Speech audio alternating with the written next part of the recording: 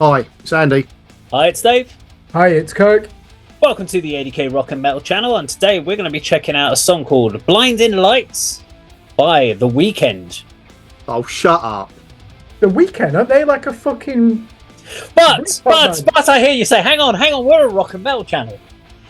But we're, of course, not going to check out the original version. No. It's not a bad track, actually. I was in dismay there, but I actually quite like... Are they an indie band, The Weeknd? He's a solo artist, Kirk.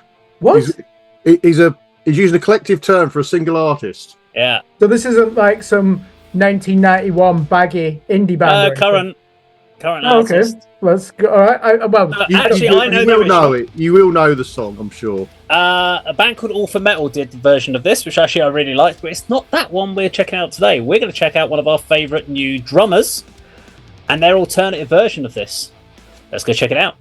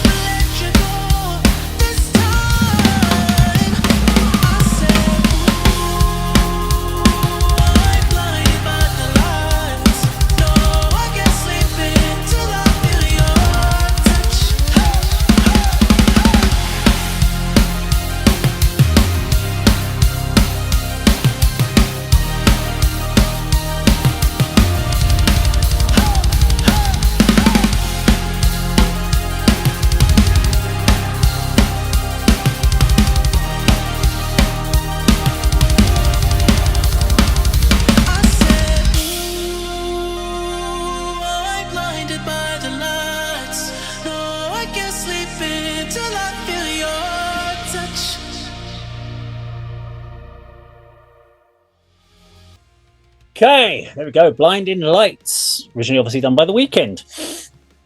I don't know if I enjoy it more as a drummer than a non-drummer does. That's what I'm curious about, because I look at it and I'm just like, I'm just watching techniques going, how does your brain comprehend some of this shit? That's the flipping over and then playing it on the snare and then doing the little snare hits, and then he's doing up downs with the two drumsticks on his right hand while he's playing, and he's also playing on the dualist pedal, which I used to own one years and years ago, which are an absolute fucking nightmare to use. So he can switch from playing single pedal kick drum and he has to kick his right heel out, and then it switches into a double bass, but it doesn't actually spring back with the same intensity. So getting consistency is really hard. Then you have to push down to the left, switch it back to a single pedal. So he's got to do these switches whilst playing it. It's just like madness to me. Andy, any thoughts on it? I mean, I'm going to embarrass myself by talking about this and using very non-drumming terminology because I mean, visually that's incredible. You know, it's just a joy to watch. I didn't make any. The opening text made no sense to me. You kind of explained it just now, so that helped. Yeah. But yeah, I've never seen anything like it. It's a fairly standard pop song, but he's thrown so much in there. I've never seen anybody. What are the two drums that are sort of in front of him level? So that would have been some sort of floor song. I've never seen anybody do this sort of thing on. Yeah. While his left hand's doing his the cymbals, he's hitting the rim with his left hand, and he's also doing something with his flat of his hand, his palm. Yeah, he's doing a roll on it as well. Yeah. I mean, there's very, very little standard drumming techniques seen there. There's a section in the instrumental bit where he's sort of doing 4 beats, which looks sort of that looks quite normal. Then he does something else. Then he goes back 4 beats. That looks a bit normal. But that's the only sort of normal drumming I saw in that. So that was, as we said before, very talented man, makes it look very, very easy, and just goes to show how what's the word? Uncreative, normal pop music is, if he can add that to what is just a sort of dance track, really, which is I think which I think went into number 1 and was the big hit of last year or the year before. But yeah, very, very impressive, as I said before. Do you know what it reminds me of when we first started watching, like the first time we ever saw fingerstyle guitar players, and you just look there and you're like, hang on, how the fuck did he do that? And it always makes you feel like, as a guitarist, if you pick up an acoustic guitar and start playing, you're like, should I even bother anymore? Because that guy's just insane. Because how? Same as with that with drum. But what about you, Kirk? Yeah, of course, that was a sensational performance from El Estepario Siberiano. I think it's important that we actually pronounce his name on here, so we know this guy is the current YouTube sensation, and it's just a network effect.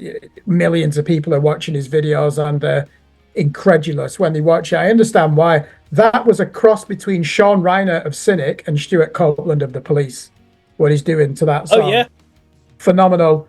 Dave, is it called the heel to toe technique he's doing? Went for the double kicks. I know he said he had to switch from one. Yeah, so when he's trying to do, there is an element, Yeah, because I think the person who gets credited with that in metal is Don Tardy from Obituary.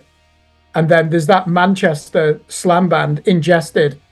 Lynn Jeffs is called the drummer. He is fucking world class at that technique that you were seeing there. But yeah, I mean, I want to expand my understanding of drums as a musical instrument. And I think Andy said it. What's he doing there when he's actually resting his palm on the snare and hitting the outside? That's actually a rim shot, isn't it? I know he's doing a rim shot whilst also doing a roll. On the other, he's basically doing a flick, rim shot, roll, slam, and then pick up. It's my brain can't actually process what I'm visually seeing when I watch that. I'm like, no, how are you coordinating? Yeah. I know you can do muscle memory, and he does put so many hours of work into it to get each of these videos to get to where he can perform it like that. He has to train himself, and there is a video he does where he plays all of his limbs in 4 different time signatures. That is beyond me. I tried to watch that and I'm like, how are you doing that in one tempo? That one's playing it completely different, but then your right leg's doing, and I'm like, nah, you're a machine. You're not a human being at this point. So he's like the Luca Strigagnoli. How do you pronounce that guy's name? The great guitar player. I was thinking, yeah. Strigagnoli, is it? He's like the drum version of that. How much do you think helps the showmanship as well? I just love, where he's got the drumsticks in his waist, like a guitar player smoking and playing. He just looks great. And look at that yellow backdrop as well. And the color coordination. That actually looks like a hip hop video from the late 90s, doesn't it? That background that he's got. There's so much going on there. Like you expect Busta Rhymes to be in front of that. But yeah, I can see what all the hype is about and why this person people are just studying him, aren't they? When you get to this standard, and it's even better when you listen to is it a dance song, Andy, this by The Weeknd? Poppy dance. Yeah, I mean, what you heard there was the song, with him drumming over the top. Because the keyboards, I quite like the keyboards. There's a melancholy feel to those, actually, which you don't normally hear in upbeat dance music or mid-tempo pop. But he was definitely, I'm right in thinking, Dave, he deliberately was using quite a lot of metal and jazz techniques in there, wasn't he? You'd have to ask him for that one. The Groove Father as well. Look at the t-shirts. This guy, the whole presentation is remarkable, isn't it? You want to watch it just for the showmanship. Kids will be looking at that and thinking, I want to do that. And if that is his only legacy, he doesn't go on to join Slipknot or any of these bands that need drummers. If his only legacy is that he got people into playing drums, just like that Romanian gymnast from the 1970s, got kids into doing gymnastics when she was only 8 when she won all those gold medals. If he can do that, then he's already achieved something. I don't think he'll ever join Slipknot because that'd be a step backwards in playing ability. Slipknot isn't as good as that. They don't use that techniques. He wouldn't use half of them. So, but he could easily do it. He could probably do it on one hand, and he's played Slipknot songs with one arm before. There is a whole video of him playing Slipknot, I think Heretic Anthem, where he just plays it with one arm. One arm. Pedals. What? You're like, we may have to check that one out. I think it's that song. I don't know. It might be another one, but I know it's definitely a Slipknot track. And I don't think he's the type of guy who's doing that to show off either. He's just like, hey, I'm going to show you how crazy I can be by trying this with one hand. Well, he actually does an online academy as well to teach people to drum. Yeah. So that was one of his main things was students and training. So this is just something that's come out of it. So anyway, if you enjoyed our video today, please do like, share, and subscribe. And we'll see you on our video sometime very soon. Take care.